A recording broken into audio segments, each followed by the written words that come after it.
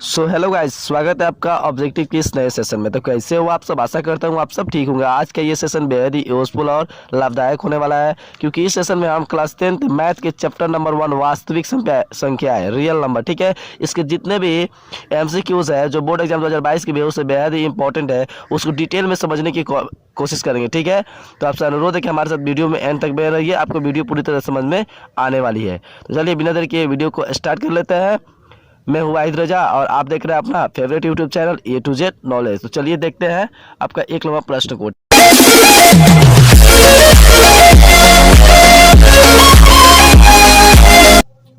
जिसमें क्वेश्चन में कहा है 278 को किसी संख्या से विभाजित करें कि भागफल 12 और शेषफल कितना 2 प्राप्त होते हैं। इससे एक सूत्र बनता है जिसमें है भाज्य बराबर भाजक गुना भागफल प्लस शेष या शेषफल कर सकते हैं। तो यहाँ पर भाज दिया है 278, तो लिखेंगे 278 बराबर भाजक निकालना है और भागफल दिया है भाजक और भागफल दिया है कितना 12 दिया है, तो लिखेंगे 12 प्लस शेषफल दिया है 2, तो लिखेंगे 2। अब इस प्लस से तो हम जानते हैं कि इस बगल आने से बराबर की इस बगल आने से कहते हैं माइनस, तो लेंगे 278 माइनस 2 बराबर भाजक गुना 12। और जब हमें भाजक निकालना है तो भाजक कर देंगे, इसलिए कहते देगा भाजक बराबर 2 घटे कितना हो जाएगा 276 बटा कितना 12, तो 12 से कटा देंगे, इसे 12 दूनी 24, जब 12 दूना 24 सॉरी 12 दूना 24 और इसमें से 24 से 3 बच गए तो बच गया कितना 36, तो बात क्या है 36। और इस तरह इसका भागफल कितना होगा, भाजक कितना हो जाएगा 23 हो जाएगा। अब देखते हैं 2 नंबर क्वेश्चन। बताइए कि 15/24 का दशमलव प्रसाद शांत है या नहीं। तो हम लोग जानते हैं कि किसी परिमेय संख्या का दशमलव प्रसाद तब शांत होता है जब q का अभाज्य गुणनखंड 2 के पावर n गुना 5 के पावर m का हो। तो हम लोग क्या करेंगे 15/24 में 24 का अभाज्य गुणन करेंगे, 24 का अभाज्य गुणन तो 2 से कटाएंगे कितना हो जाएगा 12, 2 से कटाएंगे तो कितना हो जाएगा फिर हो जाएगा 6, 2 से कटाएंगे तो कितना हो जाएगा 3। देख रहे हैं कि यहाँ पर 2 का तारा है पर 3 भी आ रहा है, इसलिए इसका दशमलव प्रसाद क्या हो जाएगी अशांत होगी। अतः इसका 15/24 का दशमलव प्रसाद अशांत होगी। चलते हैं क्वेश्चन नंबर 3 का। कह रहे बताइए कि 2 + √3 या 2 - √3 परिमेय है या अपरिमेय। तो हम लोग जानते हैं कि एक परिमेय और एक अपरिमेय संख्या के योग या अंतर अपरिमेय होता है। अतः 2 + √3 या 2 - √3 अपरिमेय होगा, अपरिमेय होगा। अब चलते हैं क्वेश्चन नंबर 4 की तरफ। क्वेश्चन नंबर 4 बता रहा है परिमेय संख्या 43/2 के पावर 4 गुना 5 के पावर 3 का दशमलव प्रसाद दशमलव के कितने स्थानों के बाद रुक जाएगा। तो हम लोग इसे देख रहे हैं कि इसमें 43/2 के पावर 4 गुना 5 के पावर 3, इसमें देखेंगे 2 और 5 जब हो और इसमें सबसे ज्यादा घात कितना है, इसमें 4 है, इसमें 3 है, तो 4 का घात कितना है 4।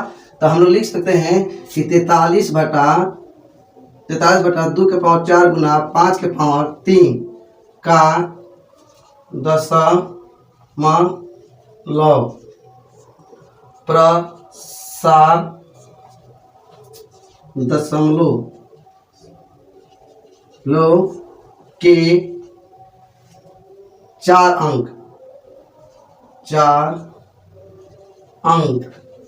के बाद शांत हो जाएंगे।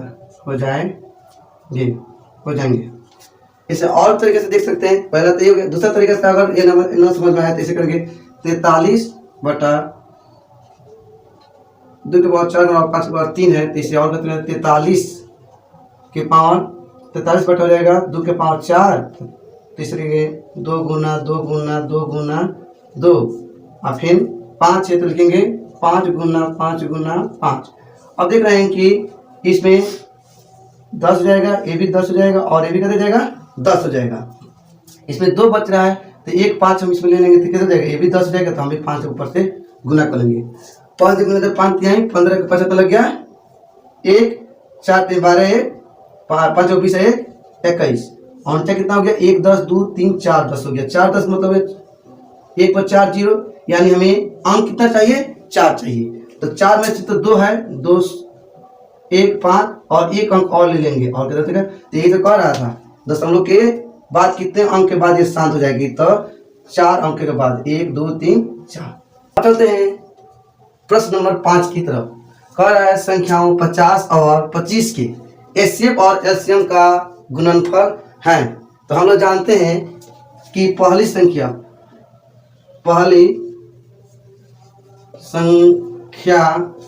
गुना दूसरी संख्या बराबर HCF गुना LCM होता है। तो हमें HCF LCM तो नहीं दिया है, पर पूछा है कि HCF और LCM का गुणनफल कितना होगी। तो पहली संख्या तो दूसरी संख्या दिया है, तो हम लोग इसी से निकाल लेंगे कितना HCF गुना LCM बराबर पहली संख्या मतलब 50 और गुना दूसरी संख्या मतलब 25। तो हम है 25 25 125 हुआ और एक 0 1250 इसका आंसर हो जाएगा। अब चलते हैं क्वेश्चन नंबर 6 की तरफ। 1 हुआ 2 3 4 और 5 को कर लिए। अब चलते हैं 6 नंबर। कह रहा है यदि A बाई B में B बराबर 2 के पावर n 5 के पावर m के रूप में हो तो संख्या डायरेक्ट होती है, तो कहते जाएंगे शांत। ठीक है, शांत। हम लोग जानते हैं कि जब किसी परमेय संख्या में क्यों का भाग 2 के पावर n और 5 के पावर m हो तो उसका दशमलव प्रसाद क्या होती है, शांत होती है। अब चलते हैं क्वेश्चन नंबर 6 की तरफ। कह रहा है 625 के अभाज्य गुणनखंड में 5 का घात क्या होगा। तो हम लोग यहाँ पर 625 का अभाज्य गुणनफल निकाल लेंगे। 5 जब कटाएंगे तो 5 से कम 5 और कितना हो जाएगा 125। 125 25 625 होता है। फिर हम 5 से कटाएंगे तो कितना हो जाएगा 5 दूनी 10 2 बचे 50 25। फिर 5 से कटाएंगे तो 50 25, यानी 625 में 5 का घात कितना हो जाएगा 5 के पावर 1 2 3 4। और चलते हैं आप क्वेश्चन 8 की तरफ। इसमें कह रहा है 156 का अभाज्य गुणनखंड ज्ञात करें। कितना करना है 156 का अभाज्य गुणनखंड ज्ञात करते हैं। 156 लेंगे और इस तरह का जो भी क्वेश्चन है इसमें इसका आया 5 का घात, तो इसको घात जब भी पूछे उसका अभाज्य गुणनखंड निकालेंगे। अभाज्य गुणनखंड निकालने के बाद में देख लेंगे कितना किसका आया है और 156 का अभाज्य गुणनखंड निकाला जाता है। 156 का अभाज्य गुणनखंड निकालने का यानी 2 से कटाने का कि संख्या जब किसी संख्या के अंत में 0 2 4 6 और 8 हो तो हम 2 से कटाए जाते हैं। ये विभाजन क्या नियम में है, कब का 2 का विभाजन नियम में है। अब 2 से कटाएंगे तो 7 दूनी 14 1 बन जाता है 8 दूना 16। फिर 2 से कटाएंगे तो कितना हो जाएगा 3 दूना 6 1 बच गया तो कितना हो जाएगा 9 दूना 18। और फिर हम 3 से कटा सकते हैं। 3 कम 3 और 3 का 9, तब कितना कर रहे हैं इतना का भाग में लिया जाता है। हम लिख देंगे 156 बराबर 2 गुना 3 गुना 13। इसे घातांकीय रूप में अगर कहता लिखने के लिए कहता कि 156 का अभाज्य गुणनखंड घातांकीय रूप में लिखेंगे तो सिर्फ एक ही निकालते और क्या करते 2 का पावर 2 हो जाता है, क्योंकि 1 1 2 है गुना 3 और गुना कितना होता है 13। इसका जो आंसर है इतना हो जाएगा और घातांकीय रूप में कहता तो इसी का आंसर इतना हो जाता है। आप चलते हैं क्वेश्चन नंबर 9 की तरफ। ये कह रहा है √2 √3 √5 √7 और पाई बटा 2 डायरेक्ट हैं, तो जब रूट में कोई भी संख्या आए और उसका वर्गमूल ना हो तो क्या करेंगे, उसे अपरिमेय कहेंगे। अतः √2, √3, √5, √7 और π/2 और इसका और भी रूप को लिखेंगे अपरिमेय संख्या।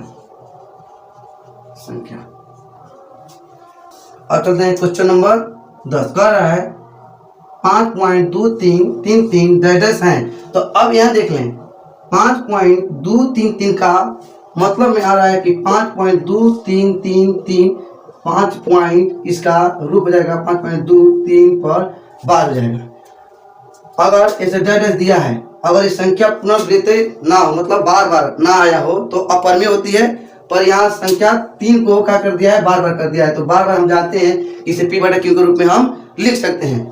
अतः हम ये कह सकते हैं कि 5.233 परिमेय संख्या है। अतः इतना परिमेय संख्या है। अतः 5.2333 जो 5.23 बार के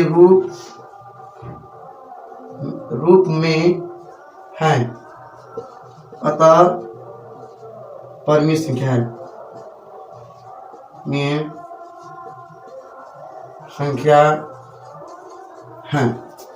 और यह 1 नंबर का क्वेश्चन इसलिए तेजी में कराई जा रही है। अगर इसमें ज़्यादा समय लगेगा तो इसी क्वेश्चन कराने में बहुत ज़्यादा समय लग जाएगा, इसलिए थोड़ा तेजी में क्वेश्चन कराए जा रहे हैं और इसे ज़्यादा हो कि समझने का ही कोशिश करें। ऐसे में हम डिटेल्स में ही पढ़ाते हैं और डिटेल्स में ज़्यादा डिटेल्स में तब जाएंगे तो और ज़्यादा समय लगेगा, इसलिए आप लोग थोड़ा समझने का कोशिश करें। अब हम लोग पढ़ते हैं क्वेश्चन नंबर 11 में। क्वेश्चन नंबर 11 में कह रहा है 3 - √3 हैं। तो हम लोग जानते हैं, पहले भी एक क्वेश्चन क्लास में, जब कभी किसी 2 अपरिमेय संख्या यानी एक परिमेय और एक अपरिमेय संख्या हो तो उसका योग या अंतर अपरिमेय होता है। अतः हम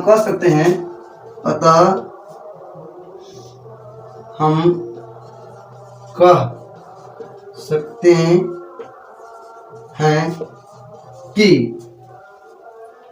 3 - √3 एक अपरिमेय संख्या है। अब चलते हैं क्वेश्चन नंबर 12 की तरफ।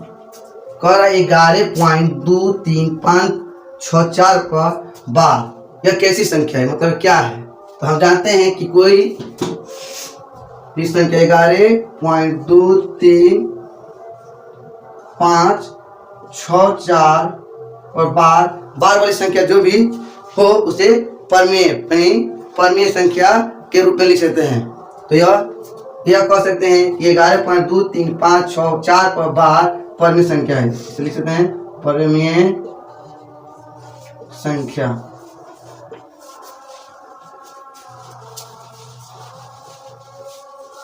और इसे अगर सब्जेक्टिव के लिए बनाना है तो इसका एक अलग से वीडियो बनाएंगे, जो इसमें जितना भी बार वाली संख्या है जिसको एक बार अलग से सब्जेक्टिव क्वेश्चन की तरफ बनाकर दिखाते हैं। अभी ऑब्जेक्टिव करा रहे हैं इसलिए डिटेल्स में ही नहीं पढ़ाएंगे, थोड़ा शॉर्ट में ही पढ़ा रहे हैं, इसको आप लोग समझने की कोशिश करें। कह रहा है √3 क्वेश्चन नंबर 13 की तरफ चल रहे हैं, देख रहे हैं कि कह रहा है √3/√12 हैं कैसी संख्या, मतलब परिमेय अपरिमेय पूर्णांक प्राकृत कौन सी संख्या है। तो इसे हम देखेंगे √3 को जब हल करेंगे तो यहाँ पर देंगे √12 है, जब इसे हल करते हैं तो √3 और इसे देख लेंगे √4 गुना √3, तो √3 से √3 कट जाएगा तो बचेगा कितना 1/√4। अब हम लोग जानते हैं कि 1 ऊपर है यार, 4 का रूट कितना है 2, तो 1/2 क्या है परिमेय संख्या। अतः √3/√12 एक परिमेय संख्या है, एक परिमेय संख्या है। अब हम लोग चलते हैं क्वेश्चन नंबर 14 की तरफ।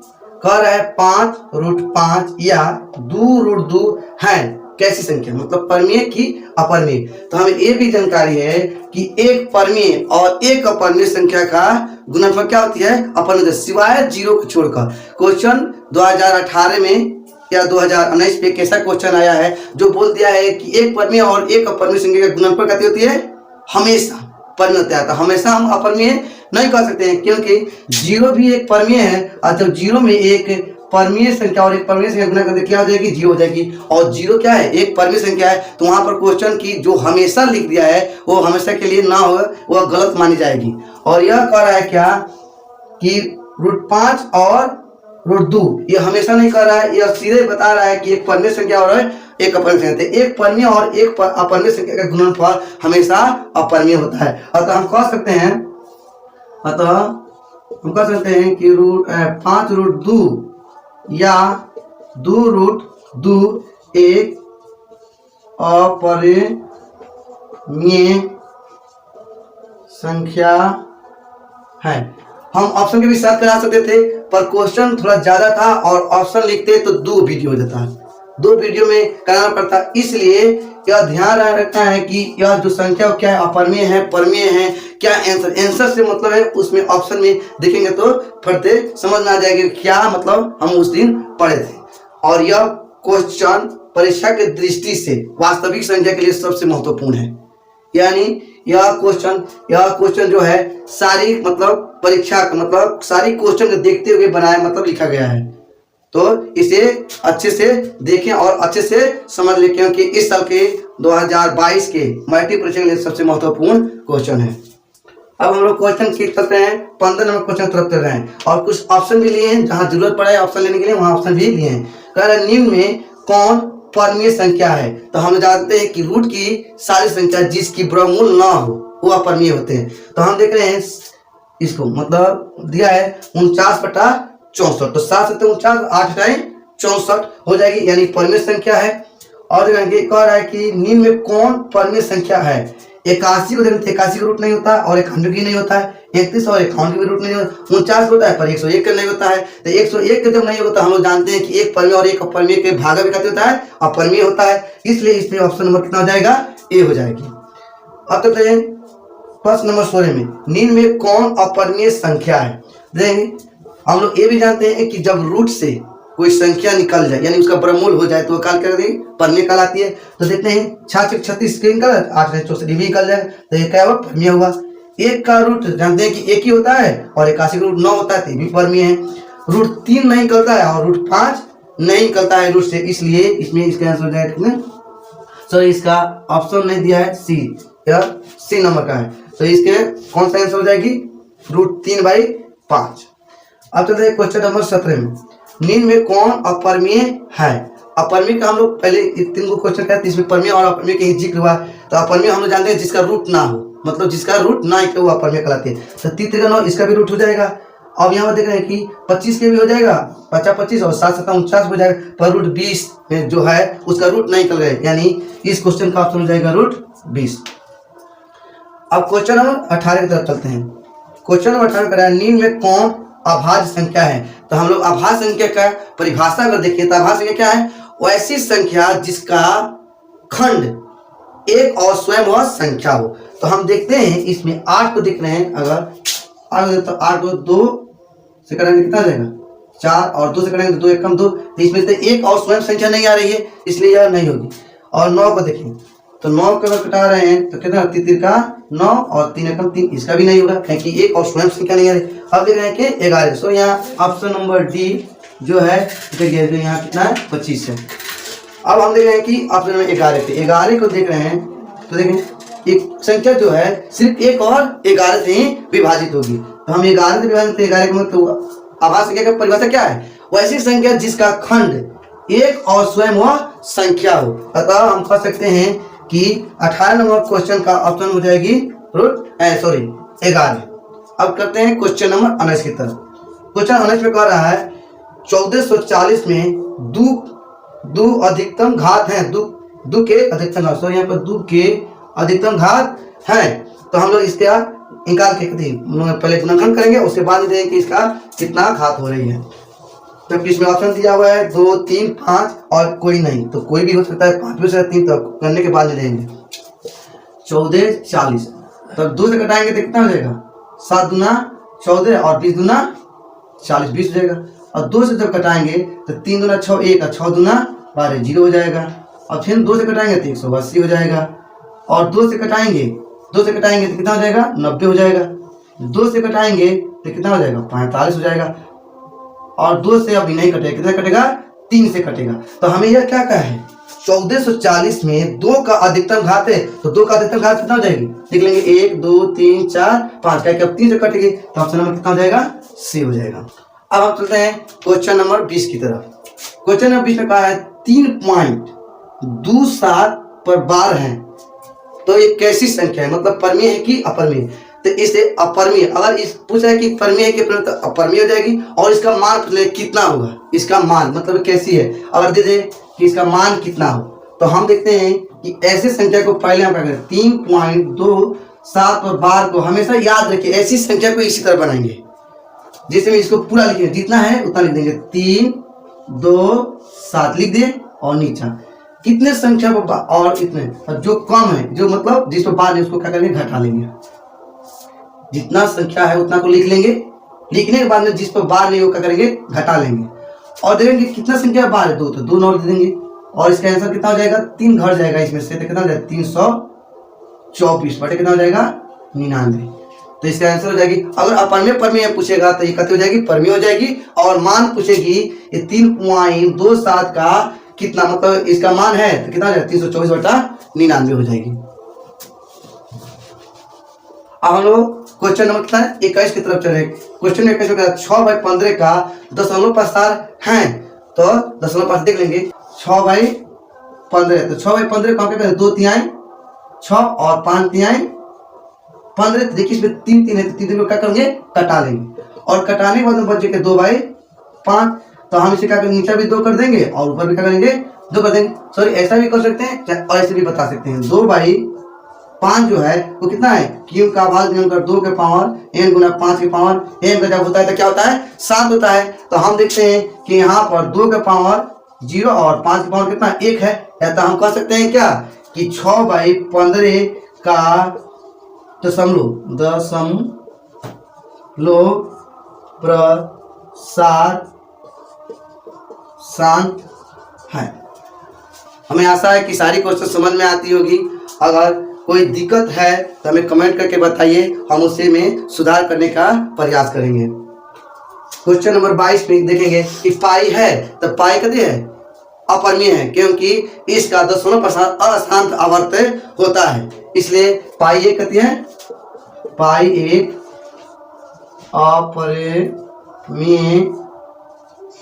अपरमीय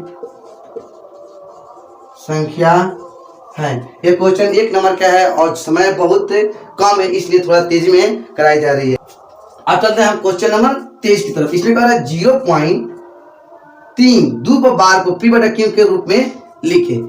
ऐसा क्वेश्चन जो यहाँ पर भी क्वेश्चन एक पूछे हुए हैं, एक यहाँ भी क्वेश्चन पूछा हुआ है। इस तरह का सब्जेक्टिव क्वेश्चन हम फिर से एक वीडियो में बनाएंगे, जब तक ऑब्जेक्टिव को बना रहे हैं। यहाँ पर क्वेश्चन हो गया दिया है 0.3 दो पर बार। अभी हम बनाए थे तो क्या करते जितना भी क्वेश्चन उसे लिख लेना है 32 लिखे और क्या करेंगे जिसमें बार नहीं उसको क्या करेंगे घटा लेंगे और देंगे जो बार है कितना है बार है उसको क्या करेंगे बार को लिखेंगे कितना 9 एक संख्या थी क्या करेंगे 0 बैठाएंगे। तो यहाँ पर हम देखेंगे कि 2 में से 3 घटेगा नहीं, एक 12 में से कितना 29 बटा कितना हो जाएगा 90। अब हम चलते हैं क्वेश्चन नंबर 24 की तरफ। क्वेश्चन नंबर 24 में कह रहे 0.23 पर बार को पी बटा क्यू के रूप में लिखे। तो हम जानते हैं 0.23 पर बार का मतलब जितना संख्या उसको तो लिखना ही है और जितना संख्या पर बार है उतना कितना लिखना है 9, तो आंसर हो जाएगा 23 बटा 99। अब चलते हैं क्वेश्चन 26 की तरफ। क्वेश्चन 26 ये कह रहा है 2 परमीय संख्याओं के बीच कितनी परमीय संख्या हो सकती है। तो अगर जिसमें कहा जाएगा कि 2 शहरों की संख्या 2 शहरों के बीच जिसमें कह रहा है कि 2 मतलब किसी 2 शहर का नाम रखे जिसमें हो गया और भलाई और रसकौल के बीच की दूरी, तो मालूम हुआ कि भलाई और रसकौल के बीच में कितना दूरी से नाम को बताया। अब कहे 2 शहर, तो कौन सी 2 शहर, तो शहर का नाम नहीं ले रहा है तो जब दो शहर के नाम लेते हो तो अनंत हो सकती है, कोई भी दो शहर हो सकती है, उसके बीच की दूरी लाखों किलोमीटर, अरबों खरबों मीटर किलोमीटर हो सकती है। इसलिए यह कह रहे हैं दो परमेय संख्याओं के बीच से कितनी परमेय संख्या हो सकती है, कौन सी दो परमेय संख्या मालूम नहीं चल रहा है, इसलिए इसका आंसर क्या हो जाएगी, अनेक। जैसे दूरी अनेक हो सकती है, इसलिए इसके बीच की परमेय संख्या भी क्या हो जाएगी, परमेय संख्या भी हो जाएगी, अनंत हो जाएगी। ऑप्शन नंबर डी हो जाएगी। अब कह रहे हैं क्वेश्चन नंबर 27 में, यदि पी तथा क्यू दो आभास संख्या है तो उसका मौसम है।